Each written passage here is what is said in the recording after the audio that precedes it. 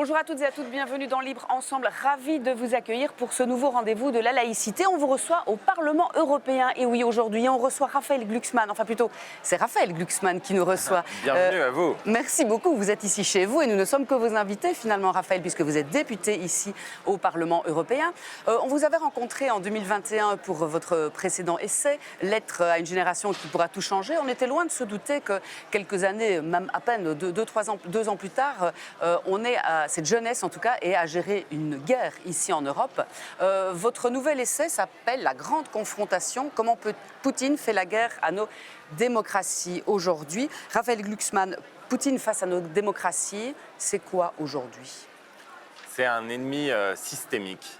C'est le chef d'un régime qui a fait de la confrontation avec nous la base même de son existence. C'est l'homme qui orchestre des ingérences dans nos élections, depuis le Brexit jusqu'aux élections américaines en passant par l'élection présidentielle française de 2017.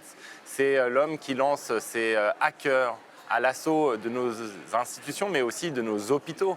Par exemple, l'hôpital de Corbeil-Essonnes, qui a été complètement incapacité à l'automne 2022. C'est le chef d'un régime qui a déclenché une guerre hybride, une guerre secrète, contre l'existence même de l'Union européenne et de nos démocraties. Et donc c'est un adversaire qu'on n'a pas voulu identifier pendant extrêmement longtemps, qu'on n'a pas voulu combattre, et qui, lui, par contre, nous impose un rapport de force que nous avons fui pendant près de 20 ans.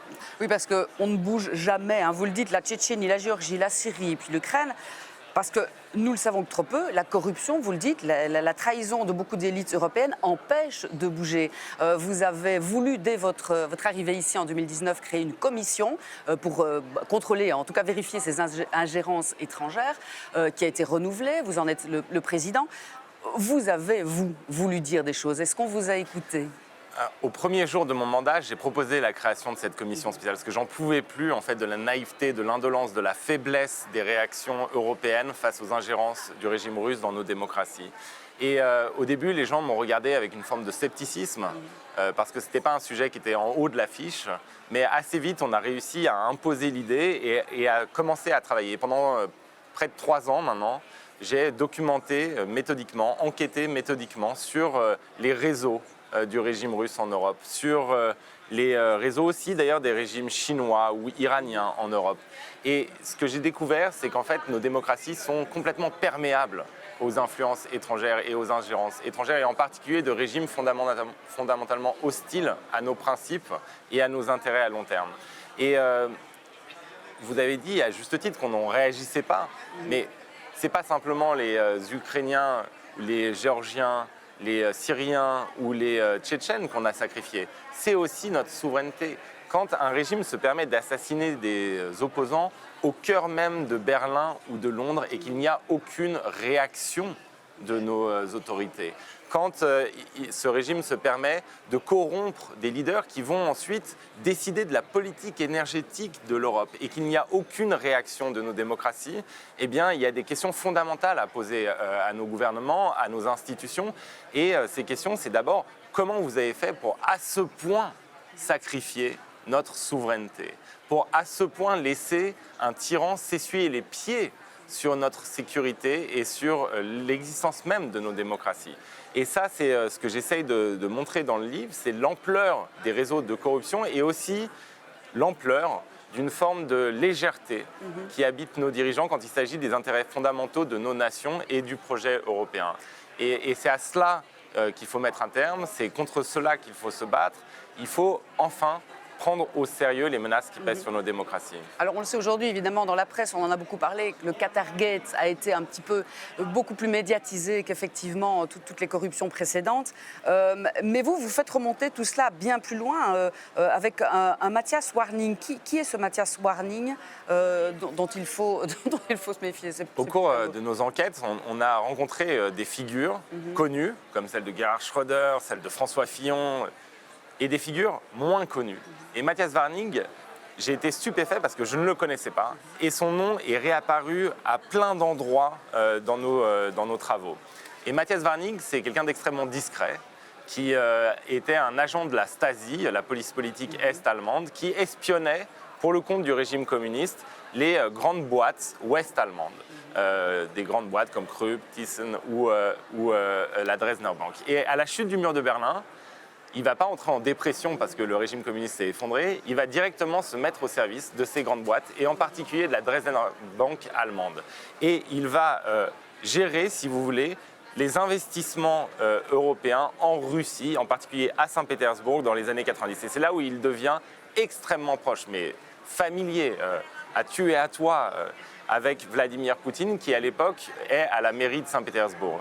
Et ces deux hommes vont nouer une forme de partenariat, de business et de relations personnelles qui va se poursuivre jusqu'à aujourd'hui. Et une fois que Vladimir Poutine a pris le pouvoir, Matthias Warning devient le chef d'orchestre, non plus des investissements européens en Russie, mais de la pénétration russe en Europe et en particulier en Allemagne. Et c'est Matthias Warning qui va orchestrer la mise au pas finalement du système énergétique allemand par le régime de Poutine. C'est lui qui va promouvoir Nord Stream, donc le gazoduc qui relie la Russie à l'Allemagne. C'est lui qui va convaincre les dirigeants allemands de laisser, si vous voulez, tomber et la Pologne et l'Ukraine et leurs propres intérêts stratégiques au service de la Russie. Et c'est vraiment une figure incroyable parce que personne ne le connaît.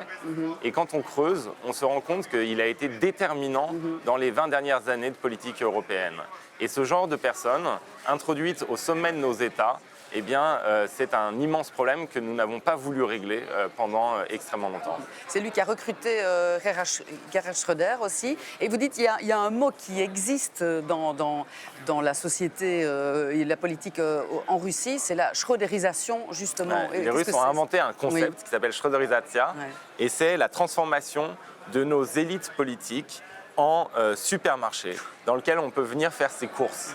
Et la schröderisation, c'est finalement que le régime russe va proposer des retraites dorées à nos anciens ministres, à nos anciens chanceliers, présidents, premiers ministres à travers toute l'Europe, et en échange d'une politique européenne qui sera favorable aux intérêts de Moscou.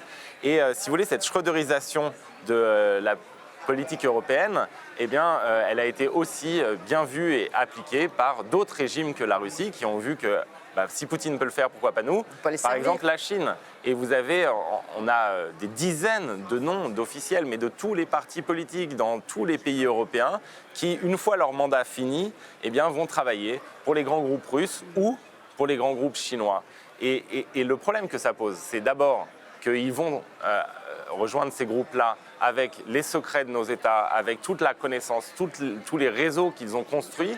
Et ensuite, un problème encore pire, si vous voulez, encore plus profond, c'est que les décisions politiques qu'ils prennent quand ils sont en poste, quand ils nous représentent, quand ils nous dirigent, eh bien, ces décisions politiques, qui nous garantit qu'elles ne sont pas influencées par la perspective d'aller travailler ensuite pour le régime russe et le régime chinois. Quand M. Schröder, chancelier allemand, décide de passer au tout gaz et de se lier, et de lier l'Allemagne de manière permanente à la Russie et à son système énergétique, eh bien, il engage l'Allemagne et l'ensemble de l'Europe. Et le fait que dans les semaines qui suivent la fin de son mandat de chancelier, il aille travailler pour ceux qui sont les principaux bénéficiaires des décisions qu'il a prises quand il était chancelier, c'est-à-dire Gazprom et le système russe, eh bien, ça pose une question fondamentale à nos démocraties. Et ce qui m'étonne, c'est qu'en fait, en Allemagne, par exemple, quand ce scandale a éclaté, il n'y a rien eu, il ne s'est rien passé, il n'y a pas eu de commission d'enquête du Bundestag. Comment se fait-il, Raphaël Glucksmann, comment se fait-il qu'on en arrive à ce point?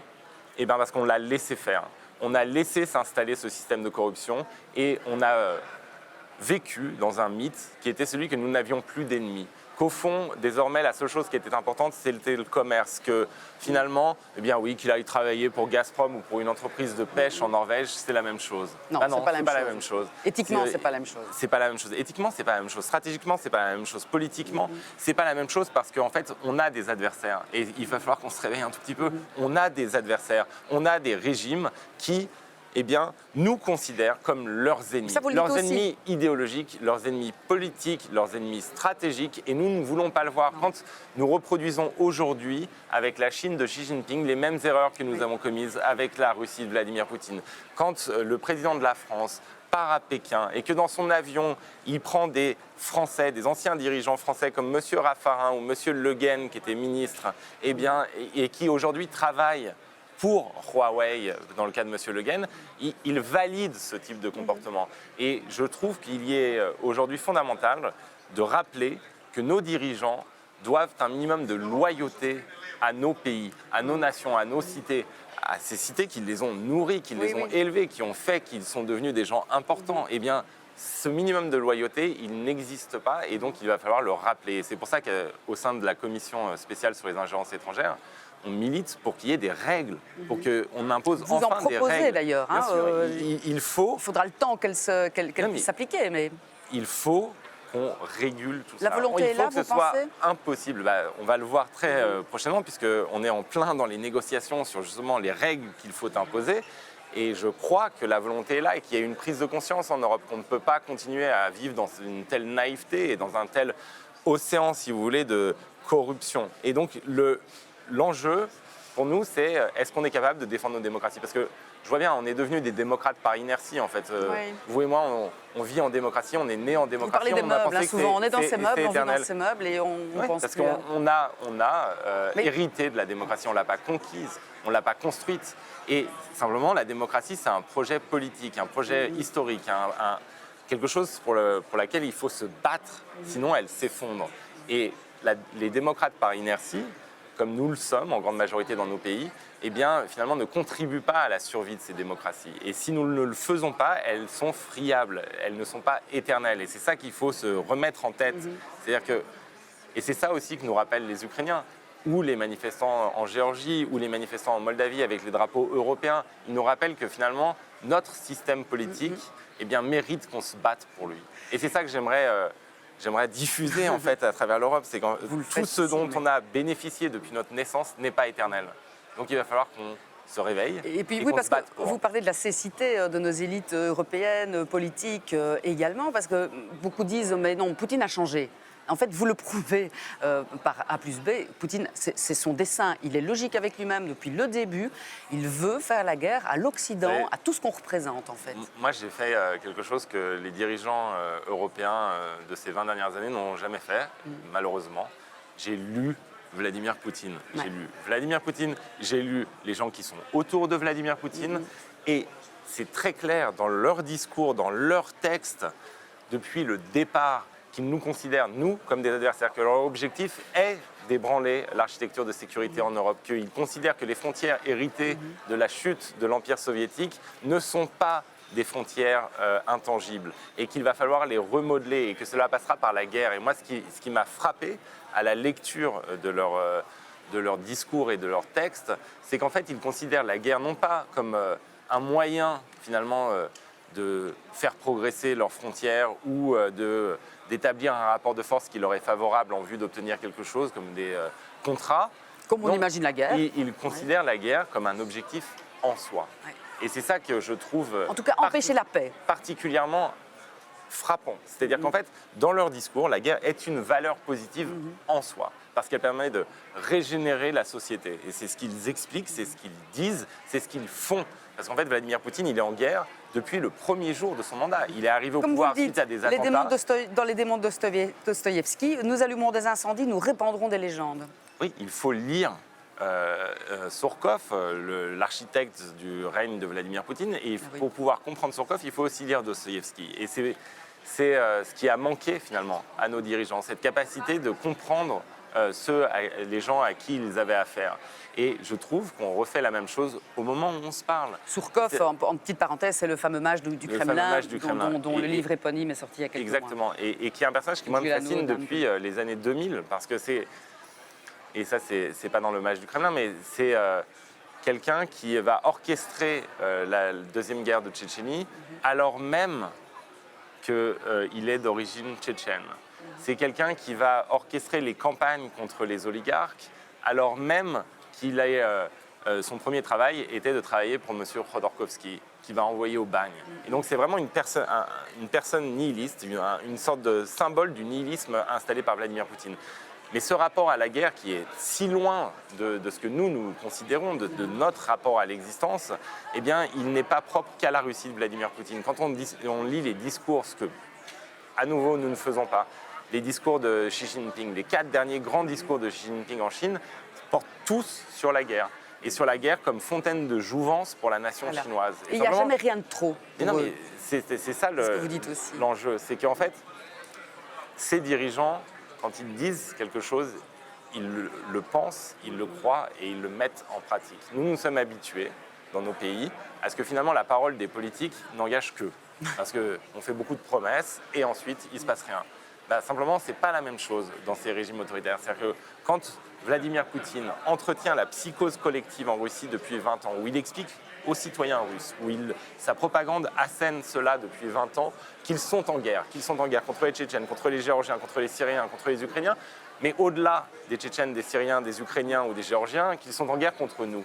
Eh bien, ça crée une dynamique qui est impossible d'arrêter. Et ce qui est fascinant, c'est que pendant tout ce temps où on avait la montée à la guerre dans la société russe, entretenue par le régime et par Poutine lui-même, eh bien nous considérions Poutine comme un partenaire fiable. Nos élites étaient d'accord pour dire que c'était un partenaire d'avenir, qu'on pouvait dépendre de lui énergétiquement, qu'on pouvait multiplier les contrats à long terme, que tout cela allait favoriser nos relations et que nous allions nous entendre. En 2019, Emmanuel Macron parlait encore de faire front commun entre l'Union européenne et la Russie. Et donc, finalement, quand on revisite cette histoire immédiate, eh bien on comprend les grandes questions qu'on se pose sur la grande histoire. Aujourd'hui, n'importe quel élève en Europe qui apprend la montée du fascisme et la Deuxième Guerre mondiale se dit mais comment avons-nous pu être si naïfs, si aveugles, que c'était évident, mais comment avons-nous pu faire les accords de Munich? Quelle honte, c'est scandaleux, mais nos dirigeants étaient vraiment complètement idiots. Et je suis sûr que les dirigeants actuels qui étaient en train de signer des contrats mirifiques pendant que Poutine préparait la guerre contre nous, eh bien, se disaient que vraiment, les dirigeants des années 30 étaient des abrutis et des imbéciles. Pourtant, on a cette image de Nicolas Sarkozy. Je vous laisse terminer. Eh bien, ce qui est fascinant, c'est qu'à chaque fois, les démocraties européennes reproduisent exactement les mêmes illusions et la même naïveté. Parce qu'on se rappelle de cette image de Nicolas Sarkozy en 2007, après un entretien entre quatre yeux avec Vladimir Poutine, qui revient, on l'a cru ivre, saoul d'avoir fêté quelque chose. Non, en fait, il était groggy par la violence des propos de Poutine. Il tombait des nues. Mais comment est-ce qu'on peut tomber des nues quand on est un président d'une nation comme la France? Parce qu'on ne s'attend pas à la violence et à la dureté finalement. Les dirigeants européens ont l'habitude des rapports de force, parce que la politique est structurée par des rapports de force et ils se prennent pour des gros durs.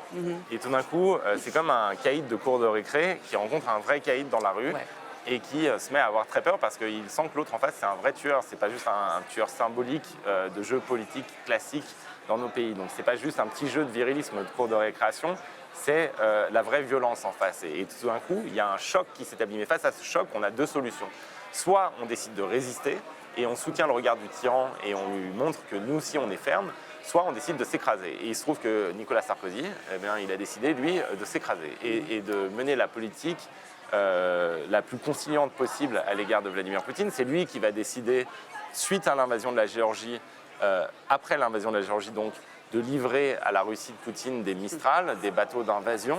Et si vous voulez, cette faiblesse des dirigeants européens qui se reproduisent, c'est pas simplement Sarkozy, ça s'est reproduit partout, eh bien, était en fait une invitation à l'agression pour le tyran. Et ce qu'il faut comprendre chez Vladimir Poutine, c'est si on analyse sa trajectoire depuis les origines, moi je remonte notamment au moment à Saint-Pétersbourg où il s'allie à la mafia, c'est qu'en fait, il a une mentalité de caïd, mais vraiment de caïd, et il ne respectera que la force. Et donc, si vous voulez éviter la guerre avec Poutine, la meilleure manière de le faire, c'est de le bloquer. C'est de montrer que vous ne baissez pas les yeux. C'est de montrer que vous êtes capable de soutenir l'Ukraine jusqu'à la victoire ukrainienne et à la libération du territoire ukrainien. C'est ce que vous dites qu'a fait le président ukrainien. Tout le peuple derrière le président, d'ailleurs, le fait aujourd'hui. C'était ça l'immense surprise pour Vladimir Poutine, mais d'ailleurs aussi pour nos services de renseignement qui avaient tous pronostiqué la chute de Kiev en une semaine. C'est la résistance ukrainienne. Moi, j'aimerais que les gens qui nous regardent fassent un effort d'imagination, qui se posent juste la question, où en serions-nous aujourd'hui si l'Ukraine n'avait pas résisté, si les Ukrainiens n'avaient pas pris les armes, si les plans de Vladimir Poutine s'étaient confirmés. Si le président Zelensky, quand le président Biden lui propose de l'exfiltrer, n'avait pas répondu « je n'ai pas besoin de taxi, j'ai besoin de munitions Eh bien, où en serions-nous aujourd'hui? Nous serions dans une situation 1000 fois plus périlleuse pour notre propre sécurité, notre propre souveraineté. Nous serions face à un régime triomphant qui aurait pris Kiev et qui s'attaquerait déjà soit à la Moldavie, soit à un pays membre de l'OTAN, notamment les pays baltes. Et là, les questions qu'on devrait se poser seraient infiniment plus dures que doit-on livrer ou pas des avions à la résistance ukrainienne. Nous serions en train aujourd'hui de savoir comment nous sommes obligés et jusqu'à quel point de nous engager directement. Aujourd'hui, la résistance ukrainienne, si vous voulez, nous protège de ces questions-là. Et c'est pour ça que nous devons la soutenir beaucoup plus encore que nous ne le faisons aujourd'hui. Nous devons la soutenir en sachant que nous ne le faisons pas simplement parce que nous aimons un peuple qui se bat pour la liberté, mais parce que c'est notre intérêt à nous vital de le faire. Et que quand on investit dans la résistance ukrainienne, on investit dans notre propre sécurité. C'est sans doute d'ailleurs le meilleur investissement jamais réalisé dans la sécurité de l'Europe. Chaque euro qui va à l'Ukraine aujourd'hui et à la résistance ukrainienne, eh bien, c'est un euro investi dans notre sécurité. Si Poutine perd cette guerre, nous pourrons avoir la paix et la stabilité en Europe. S'il la gagne, eh bien, nous ne connaîtrons plus la paix et la stabilité en Europe. Et ce qui se décide aujourd'hui, c'est les 20, 30 prochaines années du continent européen. Et au-delà de ça, au-delà même de ça, c'est la capacité qu'a l'Europe, c'est ça qui se décide, la capacité qu'a l'Europe de devenir un acteur crédible. Si nous ne sommes pas capables de faire perdre Poutine en Ukraine, mais alors le message qui sera envoyé aux tyrans du monde entier, c'est allez-y, changez les frontières par la force, envahissez votre voisin, soumettez les peuples qui vous entourent. De toute façon, nous avons disparu en tant que capacité d'action et de résistance. On dit toujours que l'Europe, s'est retranchée sous l'aile protectrice de son grand frère américain, mais vous dites aussi si Trump avait été au pouvoir et non Biden. Si Trump revient au pouvoir l'an prochain. C'est un autre effort d'imagination que je demande, c'est qu'est-ce qu'on aurait fait Qu'est-ce qu'on aurait fait aujourd'hui en Europe si Trump avait été à la Maison-Blanche au moment de l'invasion totale de l'Ukraine le 24 février 2022 ? Je veux dire, on n'aurait pas été capable de bloquer la Russie seule. Non. Pourquoi ? Parce que nous n'avons pas, en Europe, de moyens de défense autonomes. Et que tous les 4 ans, nous dépendons, pour savoir si Vilnius, Riga ou Varsovie seront défendus, pour savoir si nous serons défendus, nous dépendons des électeurs du Wisconsin et du Michigan. Et c'est lunaire. On est un continent développé, on est riche, on a tous les moyens à notre disposition pour être une puissance capable d'assumer sa propre sécurité. Vous le pensez vraiment ? On n'a pas besoin des Russes, des Chinois, des Indiens ni des Russes pour pouvoir... Aujourd'hui, on est des consommateurs de la sécurité américaine. C'est très simple. On est des consommateurs, on a été pendant 20 ans des consommateurs de l'énergie russe. Et on est des consommateurs des biens produits par la Chine, y compris dans nos secteurs stratégiques. Donc on a une vie, si vous voulez, d'enfants dépendants d'adultes. Et ce n'est pas une vie d'être libre, ça. Ce n'est pas une vie d'acteur sérieux et autonome. Donc moi, ce que je veux, c'est qu'on devienne adulte. On devienne adulte. C'est-à-dire qu'on reprend possession des moyens qui assurent notre survie. On construit l'Europe de la défense et on rapatrie chez nous la production des biens, des secteurs stratégiques. Nous en avons les possibilités, ça veut pas dire, oui, bien sûr, on en a les possibilités. C'est des décisions politiques.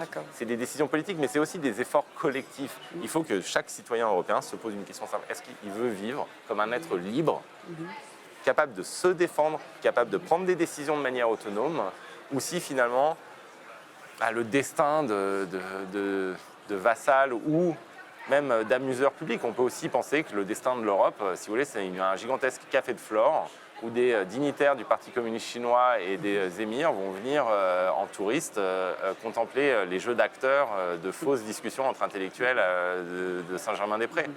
Ça peut être ça. Mais dans ce cas-là, ça veut dire qu'on a renoncé à notre liberté, c'est-à-dire qu'on a renoncé à avoir un destin, ça veut dire qu'on a renoncé à notre autonomie. Moi, je pense que nous valons beaucoup mieux, beaucoup plus que cela. Mais ça suppose des efforts. Ça suppose, eh bien oui, par exemple, de rapatrier. On est en plein, dans cette enceinte, en train de voter des subventions à la transformation écologique et aux énergies renouvelables. C'est fondamental, c'est nécessaire dans la lutte contre l'effondrement climatique. Mais aujourd'hui, nos subventions, parce que nous avons laissé l'Europe se désindustrialiser, nos subventions, c'est des subventions qui vont directement à l'appareil productif chinois. Parce que qui produit nos panneaux solaires ? Qui produit nos éoliennes ? Ce sont les Chinois. Donc maintenant, il Il faut identifier les secteurs clés et rapatrier la production en Europe.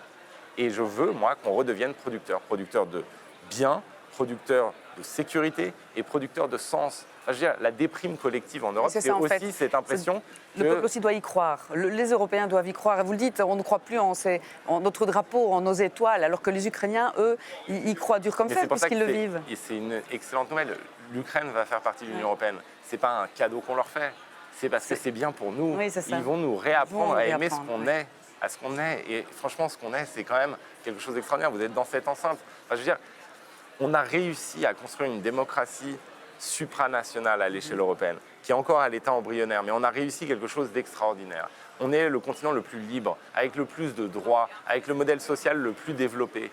Ça, il faut le protéger, et il faut savoir le dire et savoir l'aimer, et savoir le rendre puissant. Et jusqu'ici, finalement, notre impuissance, elle est volontaire. Il faut se le dire. On a tous les moyens d'être puissants. On est encore le premier marché du monde. Quand on dit qu'on dépend de la Chine, mais ça dépend comment on regarde cela. La Chine peut aussi dépendre de nous. Donc on peut entrer en rapport de force avec le régime chinois. Mais il faudra aller vite, Raphaël Glucksmann. Vous dites aussi, à Taïwan, par exemple, ils savent qu'ils doivent aller chaque jour au front, en quelque sorte, et que les institutions politiques sont même demandées et réclamées par les jeunes qui ont envie de s'y inscrire. Vous allez dans un ministère... Parce que la Chine est là derrière, à chaque jour. Vous allez dans un ministère taïwanais, honnêtement, vous avez l'impression d'être dans une AG étudiante. C'est-à-dire que ça bouge dans tous les sens. Il y a des jeunes avec les cheveux de toutes les couleurs qui sont en train de se préoccuper de la sécurité. Donc ils ont l'habitude d'aller vite, mais ici, est-ce qu'il ne faudra pas mettre les bouchées doubles ? Parce qu'ils ont le sentiment de l'urgence. Et je pense qu'il faut qu'on retrouve le sentiment de l'urgence. Et la perspective de l'effondrement climatique nous impose le sentiment de l'urgence.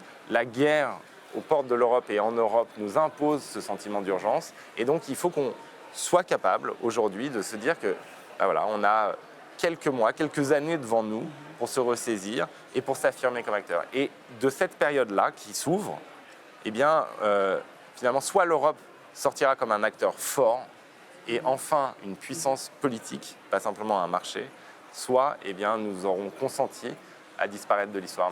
Mais je ne crois pas. Enfin, moi, j'y crois vraiment parce que je sais aussi que les démocraties européennes sont toujours ultra lentes à la détente, qu'elles sont d'abord guidées par leur confort, par leur refus de prendre le moindre risque, mais qu'une fois qu'elles se réveillent, eh bien, à la fin, elles gagnent pour une raison simple, c'est que notre système politique est le plus durable, est le plus viable. Et je crois que les démocraties finiront par l'emporter, mais qu'effectivement, il faudra une véritable révolution mentale, à commencer par ces institutions ici. Ce livre, vous le dédicacez aussi à votre papa, André Glucksmann, et vous le remerciez de vous avoir ouvert les yeux sur un tas de choses, lui qu'on écoutait encore moins il y a 30-40 ans, et votre amie Anna Politkovskaya, assassinée en 2015, si je ne dis pas de bêtises, qui nous avait dit, faites attention, la guerre est proche.